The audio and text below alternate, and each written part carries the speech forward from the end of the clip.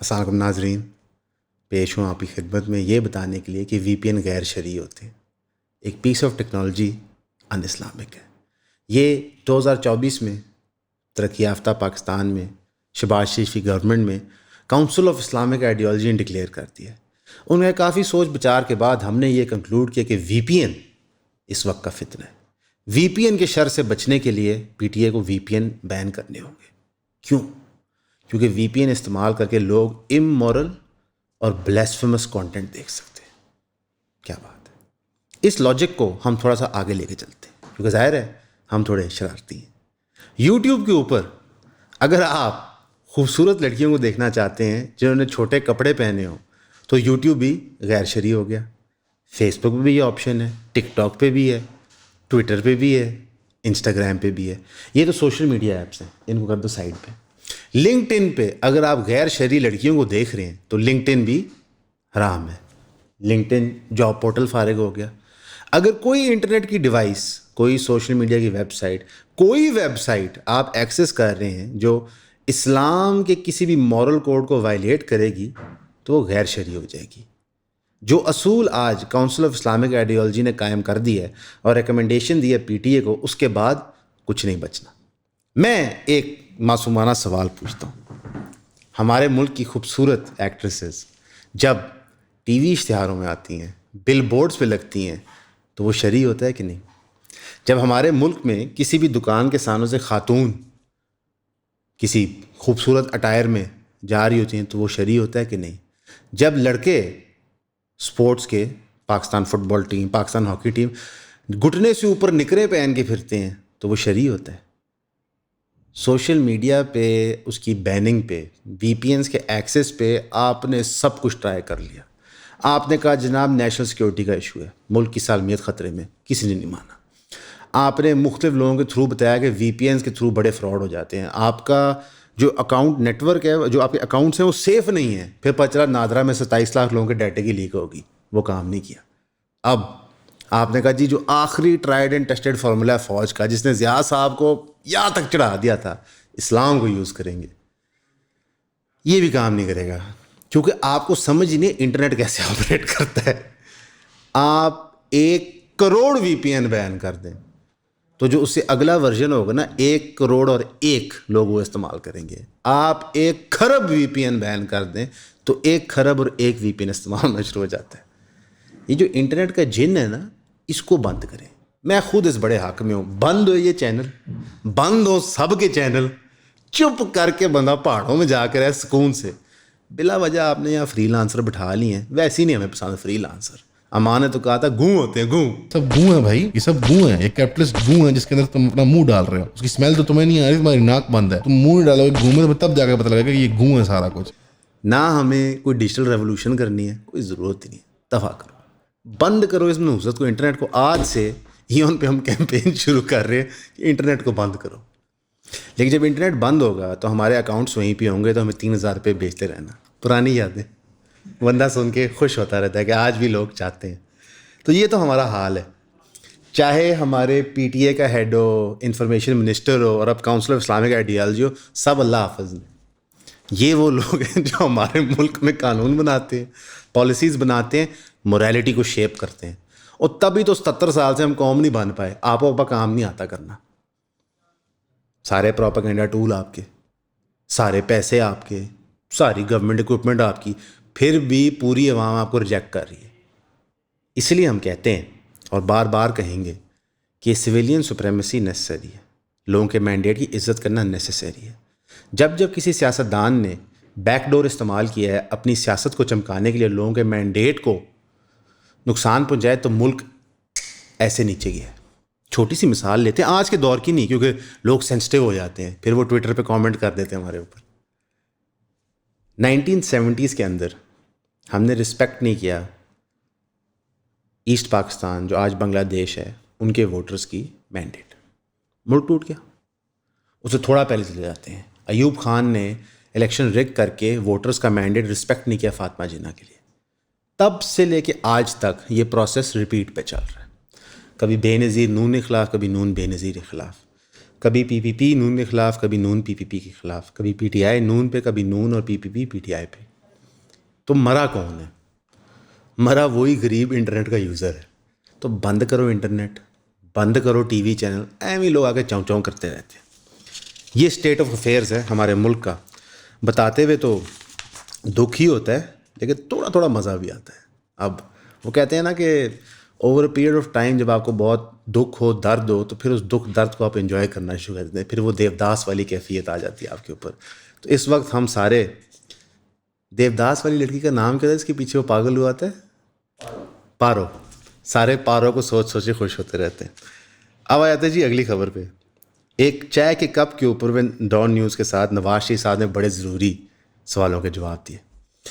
سب سے پہلے میں داد دینا چاہوں گا ڈان نیوز کا بندہ جو وہاں گیا, جس نے یہ سوال پوچھے, انٹرویو کیا. بڑی ہمت والا کام ہے. اتنی طاقتور اور لوگوں کے پیار سے بھری ہوئی شخصیت سے ملنا مشکل ہے نواز شریف صاحب کو. تو انہوں نے کہا کہ دیکھیں, جو کچھ جمہوریت کا نقصان کیا عمران خان نے کیا. عمران خان ٹھیک نہیں ہے, عمران خان گڈ لکنگ نہیں ہے, عمران خان اچھی کرکٹ نہیں کھیلتا تھا, اور دنیا جہان کی جو بری چیز ہے وہ عمران خان نے کی ہے. قبول ہے. جب اس جرنلسٹ نے ڈرتے ہوئے پوچھ ہی لیا کہ سر وہ آج کل جو ہیومن رائٹس کا مسئلہ ہو رہا ہے عمران خان کے دور میں اس سے برا تھا, یہ نواز شریف صاحب نے جھوٹ بولا. عمران خان صاحب کے دور میں ہیومن رائٹس وائلیشنس تھی, پی ٹی ایم پہ کریک ڈاؤن تھا, جرنلزم پہ کریک ڈاؤن تھا, لیکن جو یہ کچھ ہو رہا ہے یہ نہیں تھا. لیکن اپنی ہی کہانی میں ایک کہانی نواز شریف نے صحیح بتا دی. انہوں نے کیا صحیح بتایا؟ انہوں نے کہا کہ جب میں الیکٹ ہوا تھا 2013 میں, تو میں نے عمران خان کو اولیو برانچ ایکسٹینڈ کی تھی. میں نے کہا تھا یار آپ اپوزیشن کریں, ہم گورنمنٹ کھیلتے ہیں اور ایک سسٹم کو چلنے دیں. عمران خان صاحب نے کہا ہاں جی بالکل دیکھتے ہیں, کرتے ہیں, ملک کی سالمیت کے لیے بہتری کریں گے. وہ کچھ ہی عرصے بعد عمران خان صاحب نے 35 پنچر کا نعرہ دے کے دھرنا شروع کر دیا تھا. وہ 35 پنچر کا نعرہ جھوٹا ثابت ہوا تھا, اور جو وہ دھرنا تھا ہم سب کو پتہ ہے کہ وہ ملٹری اسٹیبلشمنٹ نے آرکسٹریٹ کروایا تھا اس وقت نواز شریف پہ پریشر ڈالنے کے لیے.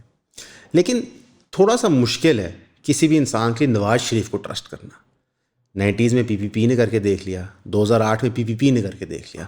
تو نواز شریف صاحب ہی کالا کوٹ پہن کے پی پی پی کے خلاف مقدمے پرسو کرنے جاتے تھے 8 سے 13 تک. اصل میں سیاستدان پہ اعتبار کرے ہو نہیں سکتا نا.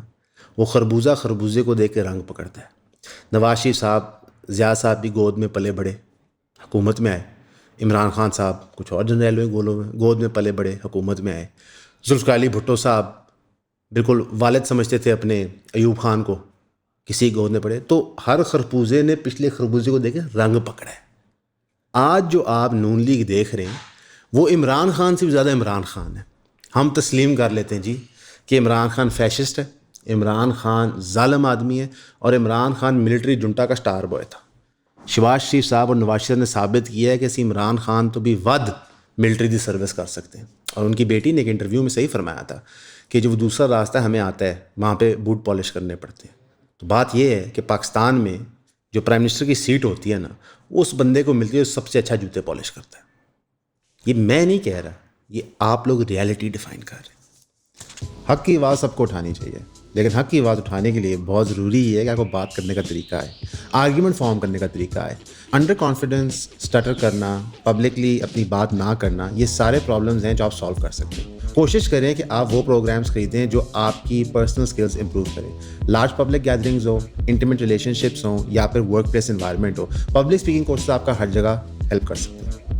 ہمارا پبلک اسپیکنگ کا کورس خریدیں. جب بھی ہمارا پبلک اسپیکنگ کا کورس خریدتے ہیں ایک تو آپ کی ہماری انٹریکشن ہوتی ہے, لیکن ساتھ ہی ساتھ آپ ہمارے چینل اور ہمارے کام کو سپورٹ کرتے ہیں. یہ بہت ضروری ہے, کیونکہ اس وقت سلمان کے لیے بہت ضروری ہے کہ وہ نیا فون خریدیں. تو پلیز کائنڈلی آپ سارے ہمارے کورس کو ضرور لیں, اور پبلک اسپیکنگ کلاس میں آپ سب کو ملنا چاہتا ہوں. Thank you.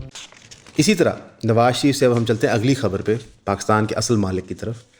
ہمارے عزیز جنرل عاصم منیر جو چیف آف آرمی اسٹاف ہیں, انہوں نے ایک ریسنٹ خطاب فرمایا مرگلا ڈائلاگ میں. پہلے تھوڑا سا مرگلا ڈائلاگ کا میں آپ کو بیک گراؤنڈ بتاؤں. یہ باجوہ صاحب کا انیشیٹو تھا تاکہ وہ لوگوں کو, سول سوسائٹی کے اعلیٰ لوگوں کو, ڈپلومیٹس کو, ڈگنیٹریز کو اور ملٹری پرسنل کو بتا سکیں ان کا اکنامک ویژن. وہ کتنا کوئی تھا اسی دیکھ لے جی میں انہوں نے سی پیک نو ڈی ریل کیا. بہرحال عاصم صاحب نے اس تقریر میں 2 اہم چیزیں فرمائیں. ایک, عاصم صاحب نے بات کی کہ جہاں پہ انفارمیشن ٹیکنالوجی کا ہمیں بہت فائدہ ہوا ہے, وہاں پہ ڈس انفارمیشن کا جو اسپریڈ ہے اس نے ملک کی سالمیت اور ہماری مورالٹی کو خراب کر دیا. میں اکثر رات کو بیٹھ کے یہ سوچتا ہوں پاکستان کی مورالٹی ہے کیا, ایز اے سٹیزن ہماری کیا مورالٹی ہے. کیا پاکستان کی مورالٹی اور سعودی عربیہ کی مورالٹی ڈفرینٹ ہے؟ کیونکہ ٹیکنیکلی دونوں ملک اسلامک ہیں, تو کیا ہمیں اسلامک مورالٹی نہیں لگتی؟ اور اگر اسلامک مورالٹی لگتی ہے تو ایگزیکٹلی ہے کہ کسی نے کبھی بتایا نہیں. بہرحال ایک abstract confused sort of conservative Pakistani morality exist تو کرتی ہے, جس کو ماڈرن ڈے میں سیکسزم بھی کہا جا سکتا ہے. کافی اس کے مختلف شکلیں دی جا سکتی ہیں. کیا اس کو ہم پروٹیکٹ کر رہے ہیں؟ اور کون سی مورالٹی ہمارے میں چینج ہو رہی ہے؟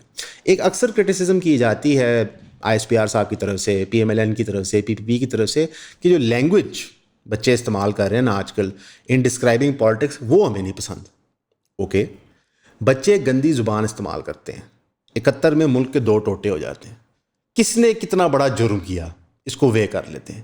میرا کہنا کہ فلاں پولیٹیشین چور ہے, یہ کتنا بڑا جرم ہے, اور ملٹری اسٹیبلشمنٹ کا ملک کو 2 حصے میں کر دینا یہ کتنا بڑا جرم ہے.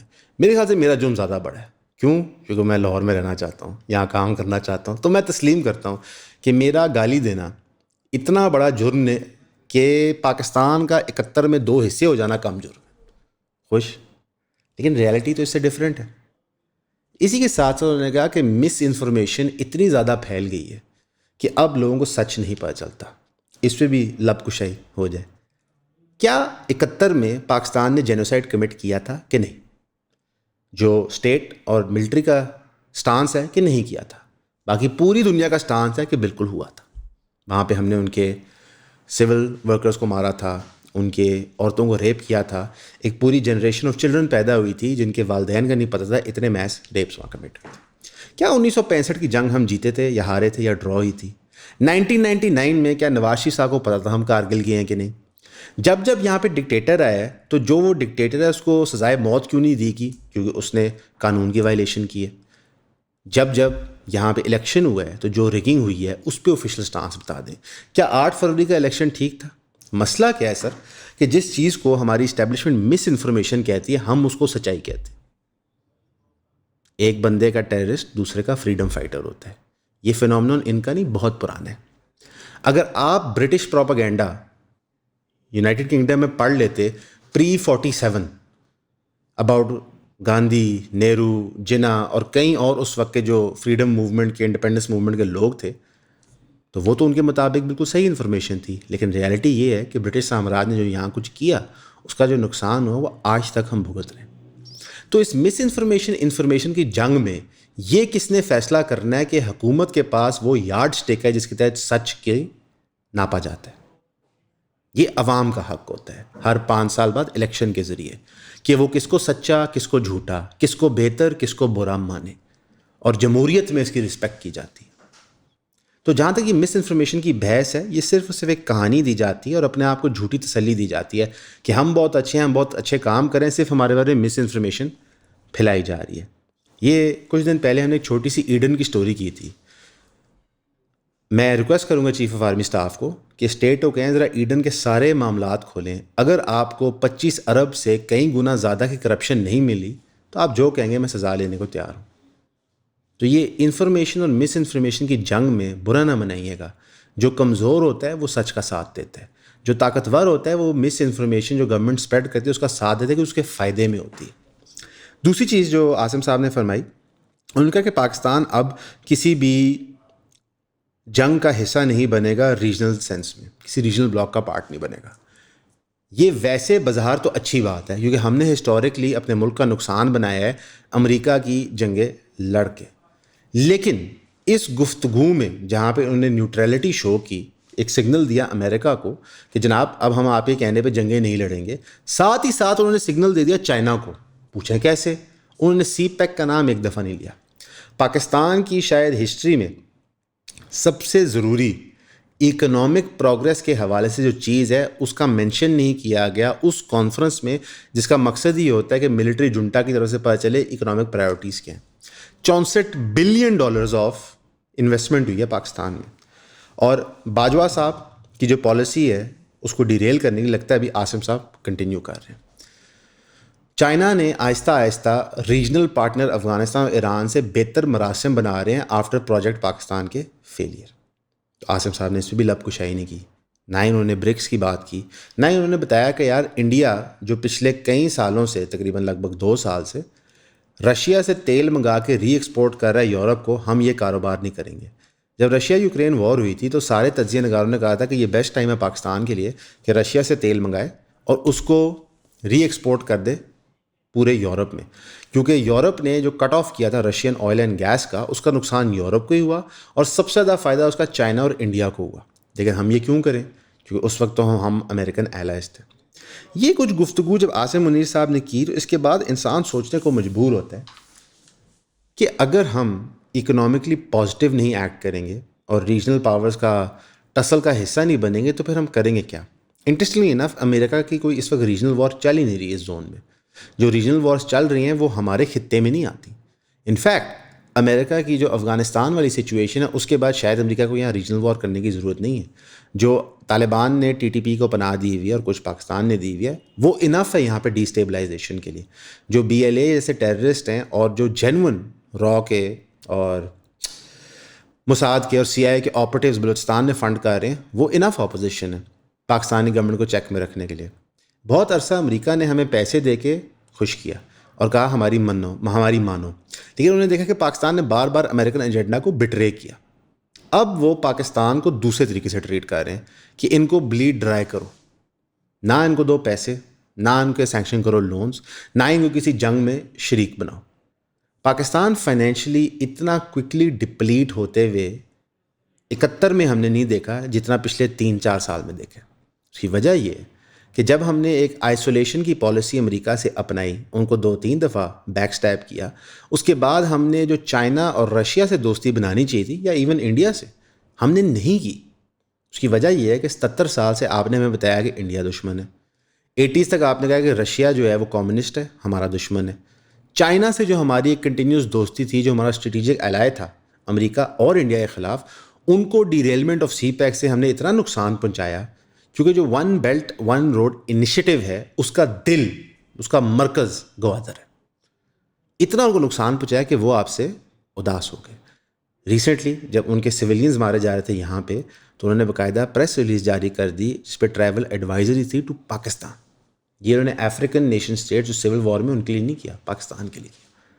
اس ساری صورتحال کو دیکھتے ہوئے جب آپ کو کوئی کہے کہ اکنامک ترقی ہو رہی ہے اس کو ہماری ویڈیو دکھاتے ہیں, جب کوئی کہے آتنکوادیوں کے خلاف بڑے آپریشن ہو رہے ہیں اس کو ہماری ویڈیو دکھاتے ہیں, اور جب کبھی آپ کو کوئی کہے کہ مس انفارمیشن بہت زیادہ ہو گئی ہے اس کو ہماری ویڈیو نہ دکھانا, وہ گورنمنٹ کا حصہ ہوگا, ہمارے پہ کریک ڈاؤن کرے گا. آپ کا سننے کا شکریہ.